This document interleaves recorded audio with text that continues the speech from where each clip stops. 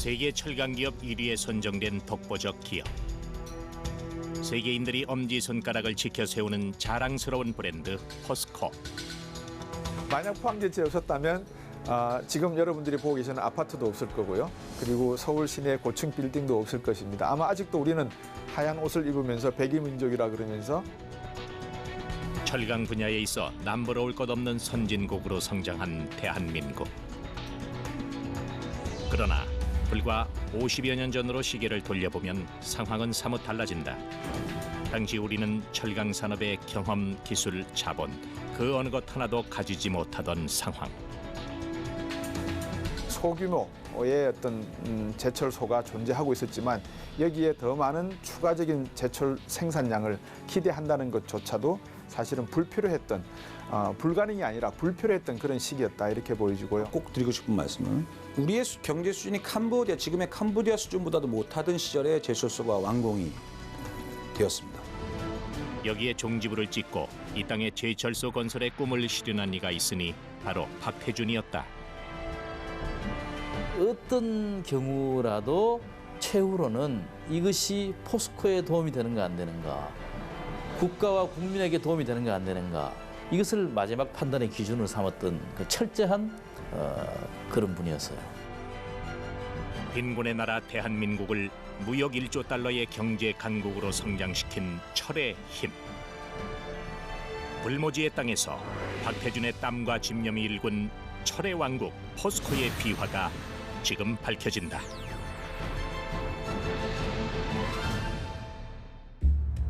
(50년) 전 한국에서 일관 제철소 건설은 불가능에 가까웠다. 광복 후 남한의 철강 공장은 삼화제철과 조선이연 인천 공장 2개뿐이었고 그마저도 한국 전쟁으로 대부분이 파괴돼 산업은 불모지에 가까웠다. 그 당시 상황으로 따져보면 전쟁 끝나고 난 다음에 아무것도 없는 나라에서 이 제철소를 건설한다, 그것도 일관 제철소를 건설한다, 이거는 거의 불가능한 얘기예요. 그래서 당장 시급한 뭐 의류, 뭐 농업 이런 데 중점을 둬야지 그건 아직 너무 시기상조다라고 누구나 이해하고 있던 그런 그거였습니다.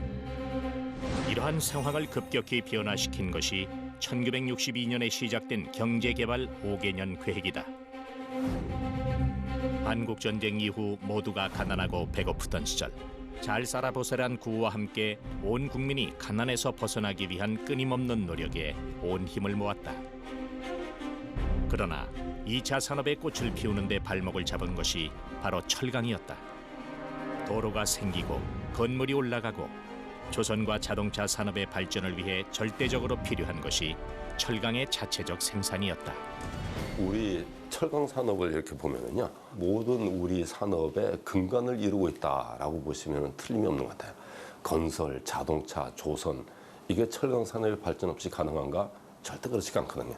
그런데 그것을 일으켜가지고 나머지 이 조선, 철강 등등 우리 산업이 발전해서 기틀을 만들어줬다라는 측면에서는 엄청난 역할을 한 거다라고 생각을 하고 있습니다.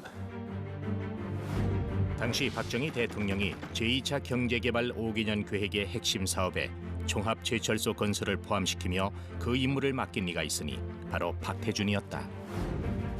황무지 같은 대한민국 철강 현실에서 그저 막막했던 박태준. 제철소는 아무나 하는 게 아니야. 하지만 임자는 할 수 있어. 박정희 대통령이 던진 이 한마디에서 철강왕 박태준의 도전이 시작된 것이다. 산업화를 위해서는 반드시 있어야 되는 그 회사다라는 믿음을 가지고 있었던 것 같습니다. 그래서 뭐 밀어붙여서 성공했다. 1948년 남조선 경비사관학교, 지금의 육군사관학교 6기생도로 들어간 박태준. 그곳에서 그의 인생 전체를 바꿀 인연, 박정희 전 대통령과 마주한다. 두 분은 10살 차이죠. 차인데 해방군과 해방 직후에 육군사관학교에서 사제지간으로 만난 겁니다. 그러나 그것은 이제 인연의 첫 출발이고 깊어진 것은 1957년 무렵부터 박정희 장군이 박태준 대령을 주목하고 가까이 두려고 했죠. 사제지간으로 시작된 둘의 인연은 절체절명의 순간 가장 신뢰하는 사이로 이어졌다. 5.16 소위 거사 명단에 박태준의 이름을 박정희 장군이 빼놨다. 그 이유를 이제 스스로 설명을 해주는데 이 거사가 실패할 경우에 내가 형제가 이슬로 사라지게 되면 자네에게 내 처자를 부탁하려고 했다. 박정희 대통령의 전폭적인 지지와 신뢰를 받은 박태준은 1964년 12월 대한중석 사장을 맡으며 인생의 전환기를 맞게 된다. 적자 덩어리의 회사를 1년 만에 흑자로 돌려 세우며 기업가의 기질을 발휘. 당시 한국에서는 일종의 경영혁명으로 간주됐다. 그때 대한중석이라는 그 국영기업은 우리나라에서 가장 많은 달러를 벌어들이는 달러박스인데 그게 좀 엉성하게 적자 회사로 돼 있었단 말이죠. 이 친구에게 이걸 맡겨서 한번 경영 능력도 테스트 해보고 이것도 정상화하고 해보자. 이런 여러 가지 보관을 가지고 있었지 않을까. 취임한 후 1년 만에 흑자로 돌려놨다 그러거든요. 그래서 이건 뭐 대단한 능력이다. 박태준이 한국제철소 건설의 적임자로 임명받은 것은 박정희 대통령에게 최고이자 최선의 선택이었던 것이다. 제철소 부지가 포항으로 결정되고 부지조성공사가 시작되며 순조로운 출발을 알렸지만 본격적인 건설 착수에 들어가며 난항에 빠졌다. 건설에 드는 막대한 비용을 어떻게 조달할 것인가가 문제였다. 결국 제철소 기공식을 앞두고 일이 벌어졌다. 한국제철소 건설의 차관 조달을 맡기로 한 선진국들의 컨소시엄인 대한국제제철차관단 키사. 이로부터 자금이 조달되며 제철소 건설이 막 시작되려는 순간 우리나라와 키사 간 합의각서의 서명을 앞두고 장기영 부총리와 박태준의 입장이 갈린 것이다. 초기의 그 교섭 과정을 정부 주도로 했었으니까 그 형식상 이제 부총리였던 장기영 씨가 이제 책임을 지는 형국이 돼서 그렇게 됐는데 계약서 내용이 뭐 여러 가지로 한국에 불리한 게 많이 있었고 또 그 8개국 차관을 제공하는 주체들의 책임 한계가 명시가 안 돼 있었다고 합니다. 총 자금 규모, 자금 조달 시기, 분담 비율이 빠져 있고 어느 조항에도 책임 소재를 명확히 규정해 놓지 않았다. 키사와의 교섭에서 우리가 곤경에 빠질 가능성이 농후하다고 판단한 박태준은 결국 서명을 거부했다. 합의각서의 문제점을 보고하자니 그동안 키사와 협상해온 장 부총리가 걱정이고 그대로 따르자니 제철소 건설의 암초를 덮어두는 격이었다. 결국 제대로 된 제철소 건설이 우선이라 생각한 박태준은 기공식을 앞둔 하루 전날 박정희 대통령에게 합의각서의 문제점을 보고했다. 1967년 10월 3일 예정대로 포항제철 기공식이 포항시 공설운동장에서 성대하게 열렸다. 그곳에 대통령과 부총리는 있었지만 부총리의 뜻을 반대한 박태준은 없었다. 그리고 그날 박태준은 뉴스를 통해 장기영 부총리의 해임 소식을 듣게 된다. 박정희 대통령은 박태준의 선택을 믿었던 것이다. 양자가 이제 충돌하는 과정에서 아마 당시에 박정희 대통령이 최종적으로 박태준 회장의 손을 들어준 게 아닌가 싶습니다. 합의각서가 마무리된 듯했지만 문제는 또 있었다. 대한국제제철차관단 키사는 한국에서 제철 산업은 불가능하다는 이유로 자금 지원을 해줄 수 없다는 최종 입장을 내놨다. 한국 제철을 위해서 지원하려고 하는 기구입니다. 근데 여기 기구에서조차도 사실은 한국 제철은 설립이 어렵다. 자본도 부족하고 기술도 부족하다. 그만큼 인적 자본이 없다는 거죠. 10년간 추진해온 철강 독립의 꿈이 좌절되는 순간 박태준은 포철까지 실패할 수 없다는 절박감에 휩싸였다. 자금을 구하기 위해 급히 이곳저곳을 뛰어다녔지만 마지막 희망이었던 미국에서조차 거절당했다. 하와이에서 멍하니 바다를 바라보던 박태준. 그런 그에게 한 줄기 빛과 같은 아이디어가 떠올랐는데 바로 대일 청구권 자금. 청구권 자금은 다름 아닌 일본의 식민 지배에 대한 보상금 격이었다. 청구권이라는 것은 전쟁 기간 동안에 받았던 피해에 대한 손해배상이라고 보시면 되는데 이 구상 청구권은 반드시 농업과 수산업에 써야 되지 다른 산업 쪽에 쓰면 안 된다. 일본 쪽에서도 보면 이들 국가의 잠재력이 있으니까 자기 철강이나 여러 가지 산업에 돈을 쓰면 안 되니까 그런 경쟁력을 막는 차원인데 이 고 박태준 회장께서는 이 부분에 대해서도 이 청구권의 사용 용처를 산업 쪽에다 사용할 수 있도록 전환시키는 협상을 일본과 추진해서 이 자금을 바탕으로 1970년 4월 1일 포항종합제철소 착공식을 진행할 수 있었던 것이다. 제철소 건설의 소중한 밑거름이 된 대일 청구권. 이때부터 박태준이 직원들에게 늘 강조하던 말이 있었으니 제철소는 조상의 핏값으로 짓는 것이다. 실패하면 현장 사무소에서 나가 바로 우양우해서 다 같이 영일만 바다에 빠져 죽자. 딱 한마디로 말하면 그것은 조상의 피의 대가다. 그래서 그 돈을 어떤 경우에도 부정하게 써서는 안 되고 한 푼도 낭비해서는 안 되고 그 목적에 맞도록 완전하게 그 목적에 맞도록 써야 한다. 그걸 아주 목숨 걸고 지키려고 했어요. 간단히 누가 사표를 낸다고 끝날 그런 성질이 아니고 깊이와 신념과 확신과 거의 신앙의 경지에 자세가 들어간 것이 숭고한 사명을 갖고 이 프로젝트와 더불어 이걸 실패했을 적에는 내 생명 던져도 좋다. 이후 우양후 정시는 대일 청구권 자금 지원이 결정되면서 제철 보국과 맞물려 포스코의 전통과 정신을 상징하는 말이 됐다. 자본도 기술도 경험도 없는 1960년대 산업황무지 한국당에서 일관 종합제철소인 포항제철을 세운 것은 그야말로 기적이었다. 제철소 건설엔 아무런 바탕이 없었던 당시 유일하게 정보를 얻어낼 수 있었던 곳은 일본이었다. 신일본 제철이라고 하는 굵직한 기업이 한국 박태준 회장을 도와서 한국에서 한번 이 제철소를 일으켜 보는데 충분한 지원할 가치가 있다라고 판단을 해서 이분들이 아마 기술적 지원에 동의를 한 것 같습니다. 포항제철소 건설 계획은 대일 청구권 자금을 전용하기로 일본과 합의하면서 본격화됐다. 1969년 8월 제3차 한일 강요회담에서 차관과 기술까지 제공받는 조건에 일본 정부가 종합제철 건설 사업을 지원키로 한 것이다. 박태준은 당시 일본 철강연맹 주력사 사장들을 두루 방문하며 철광에 관한 것이라면 어떤 일도 마다하지 않았다. 신일본 제철 회장 그 사람의 도움이 필수적이었는데 그 사람을 어떻게 자기 사람으로 만들기 위해서 노력한 거 보면은 치열하다고 얘기합니다. 그 사람이 도대체 일본 노래 어떤 노래를 좋아하나까지 공부하고 그 노래까지 배워가지고 노래하고 그러면서 자기 편으로 만들어 굉장히 노력을 많이 했다 그래요. 이제 이나야마라는 그 신일본 제철 회장이고 일본 철강협회의 그 연맹 대표죠. 이분이 기본적으로 친한파였어요. 그리고 그런 친한파로서의 소위 윤리적 의식도 있었겠고, 그 다음에 일본 철강업계로서는 키사하고 결렬된 포항제철을 일본 철강업계가 하면은 기본적으로 설비 공급이라는 게 생기잖아요. 그런 경제적 이득이 있는 것이고.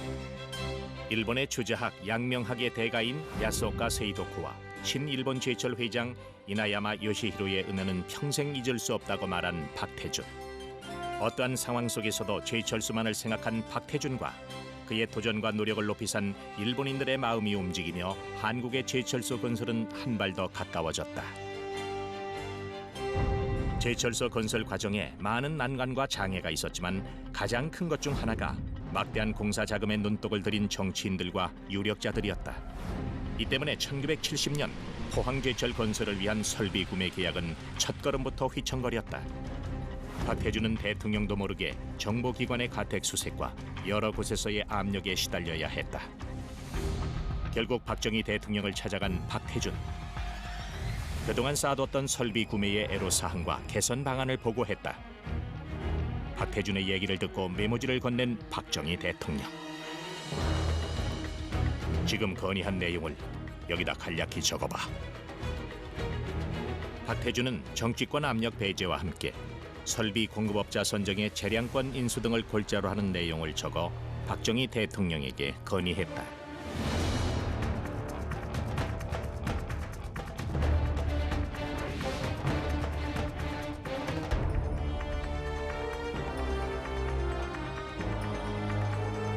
메모를 보자마자 메모지에 갑자기 사인을 한 박정희 대통령. 앞으로 이걸 보여주면서 소신대로 밀고 나가게. 소위 종이 마패로 불리운 이 미모는 박정희 대통령이 박태준에게 포스코의 출범과 조기 정착을 위해 모든 정치적, 행정적 지원과 신뢰를 보여준 상징적인 사건으로 남아있다. 저희들이 물어봤었죠. 그 마패 이야기를. 그랬더니 그거 각하께서 그걸 안 해줬더라면 자기가 참 정치적 위압을 막아내기 굉장히 어려웠을 거다. 대통령이 절대적인 신임을 실어주는 바람에 온갖 위압을 뿌리칠 수 있었다는 그런 말씀만 하셨습니다. 다른 업체나 다른 장관들한테 그걸 과실하진 않더라고. 이거 왜 안 하십니까? 이거 좀 써먹어야 이게 좀 고비가 넘지 않습니까? 했더니 갖고 있다는 것 자체로 힘의 원천이 되니까 마지막에 불가피하면은 그때 활용을 해. 아직은 아니야. 노출은 안 시키고. 밤잠 설치며 공사에 매달린 끝에 1973년 6월 9일 드디어 제1용광로에서 쇳물이 쏟아졌다. 국내 최초로 조강 103만 톤의 일기 설비가 준공되면서 우리나라 최초의 일관 제철소인 포항제철소가 문을 연 것이다. 자본, 기술, 경험도 없는 상태에서 회사를 설립한 지 5년 만의 일이었다. 시간이 걸리다가 확 터져 쇳물이 나왔을 적에 감격이고 뭐고 없어. 그냥 자기도 모르게 무의식 중에 전부 다 만세 부르고 눈물이 덜 글썽글썽하지. 아무런 감각도 없어. 거기에 의미 부여하고 감동이 어떻고 이런 건 나중 얘기지. 그땐 멍한 게 사람이 혼이 빠진 것 같은 게 이뤘구나 이거 하나밖에 없더라고. 한국철광 신화의 서막에 오른 이날을 철의 날로 기념하며 일고로는 1차 산업 위주던 한국이 근대적 공업국가로 도약하는 계기가 돼 민족고로라 불리기도 했다. 대한민국의 포항제철이 세워지자 중국도 마음이 바빠졌다. 1978년 여름 중국의 덩샤오핑이 신일본 제철을 찾아왔을 때의 일화는 유명하다. 덩샤오핑은 중국에 포항제철과 같은 제철소를 지어달라고 요청했지만 정중하게 거절당했다. 그 당시에 일본의 정치 지도자나 산업계 지도자들이 입버릇처럼 하던 얘기가 당신의 박태준이 있으면 가능하지만 당신의 박태준이 없지 않냐라고 얘기했을 정도입니다. 그것은 박태준이 가지고 있는 추진력에 대한 그런 인정이기도 하지만 사실은 박태준이라는 분이 가지고 있는 신뢰를 바탕으로 한 소통 능력도 저는 굉장히 중요한 덕목이었다고 생각합니다. 일본에서는 우선에 정말 이런 애국자가 있을까? 나카소네 같은 분이 아직도 살아 계시잖아요. 그분이 이제 노년에 박태준 명예회장 시절에 보내온 사신 편지를 봤어요. 그러니까 귀하는 일본에 오면은 무엇 하나라도 조국에 도움이 될 만한 것이 없는가를 눈여겨보려고 언제나 애쓰던 사람이다. 조상의 빚값을 소중하게 생각한 박태준. 철강 생산 첫 해 46억 원이던 이익은 1992년 박태준이 물러날 때까지 1,852억 원으로 불어났다. 그야말로 철의 신화였다. 한국의 산업 능력의 자립을 위한 그런 노력의 근간은 그런 사직생의 정신이 아니면 불가능했다. 심지어 그분의 철학은 포항제철소나 광양제철소를 건립하는 그런 공기에도 철저하게 현장에서 반영이 됐습니다. 그래서 그러한 인식을 갖지 못한 포항제철의 인력은 나에겐 필요 없다라는 말씀을 여러 번 하셨고. 1995년에는 우리가 1인당 국민소득이 $10,000를 돌파하게 됩니다. 그런 과정 속에서 1992년에 세계 1위의 제철 생산량을 보유했다라고 하는 것은 1980년대 초반부터 1990년대 후반까지 한국 경제가 급속히 조선과 기계와 자동차 부분은 세계의 굴제 기업을 따라잡게 되고 조선 산업은 세계 1위의 자리에 오르게 되고 기계와 철강 산업은 역시 세계 1, 2위를 다투는 자리에 오기까지는 바로 이 포항제철이 밑거름 역할을 한 것은 분명한 것 같습니다. 생전에 조강 1,000만 톤 생산 체제를 구축하며 철강왕이라 불린 미국의 앤드류 카네기. 그러나 박태준은 포항제철소와 광양제철소를 합쳐 2,100만 톤 생산 체제를 구축. 그가 세계 철강 업계로부터 신화 창조자란 칭송을 받는 이유다. 카네기는 19세기의 철강왕이에요. 그 카네기의 실적을 능가한 것이 박태준인데, 그래 뭐 한 업계 철강왕이 둘이 있을 수는 없으니까 카네기가 19세기의 철강왕이라면 박태준은 20세기의 철강왕이다. 이렇게 보면 틀림없습니다. 물론 세계의 차이도 있고 모든 게 다르지만은 그 소위 철강을 이룬 그 업적은 당연히 이제 후생 가외라고 박태준의 업적이 더 크죠. 박태준 씨의 일생이라는 것은 제철을 위해서 태어났던 소명을 받은 인격체가 아니었는가. 그 소명이 끝나고 마침내 장엄한 대단원의 막을 내리니까 하늘에서 그 명을 거둬갔던 것이 아닌가 하는 그런 감을 근자에 많이 가지고 있어요. 1992년 10월 2일 광양제철소 사고로 준공은 곧 포항제철 4반세기 대역사가 마무리된 날이기도 했다. 재임 당시는 물론 퇴임 뒤에도 포스코 주식을 보유하지 않고 소유와 경영의 분리를 고집한 박태준. 그 신념과 함께 포스코 역사 40년 중 26년을 최고 경영자로 일하며 우리나라를 세계 최고 철강 국가의 반열에 끌어올린 것이다. 포스코가 가지고 있는 기본 경쟁력은 사실은 포스코가 가지고 있는 기술 능력에 있습니다. 그다음에 박태준이라고 하는 이 창업자가 심어놓은 스피리트에 있습니다. 세계 1위의 자리에 올렸다고 하는 것은 한 국가의 기업인뿐만이 아니라 리더십 측면에서도 개인적인 새로운 리더십을 조명해야 될 필요가 있을 뿐더러 국가 경제 차원에서도 의미가 있는 그런 모습이다. 그만큼 우리 제조업 경제가 단단한 궤도에 올라섰다 이렇게 평가할 수 있겠죠. 2011년 12월 13일 급성 폐 손상으로 숨을 거둔 철의 사나이 박태준.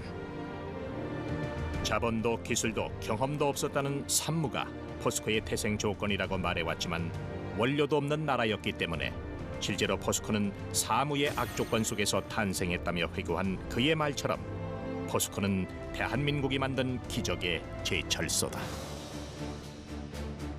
현재 창립 47년 만에 첫 적자를 내며 최대 위기를 맞고 있는 포스코. 글로벌 경기 침체와 과잉 공급 여파로 업계 1위를 지켜왔던 포스코의 위기감이 고조되고 있다.